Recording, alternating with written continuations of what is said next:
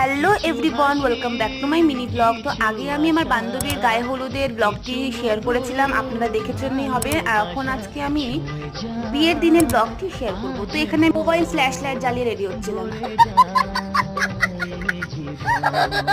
এমনিতেই এত লেট হয়ে পড়েছিল, আর তার মধ্যে নিজের ফেস দেখে ভেবেছিলাম আজকে আর মনে হয় বিয়ে বাড়ি আর যাওয়া হবে না। শেষ আমার বান্ধবী পার্বতী এসে হেল্প না করলে রাজ মনে সত্যি আসা হতো না।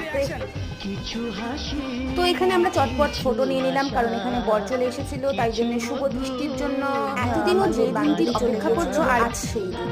এখন আমার বান্ধবী বিয়ের পিড়িতে বসে তার বিয়ের জন্য বসে পড়েছিল।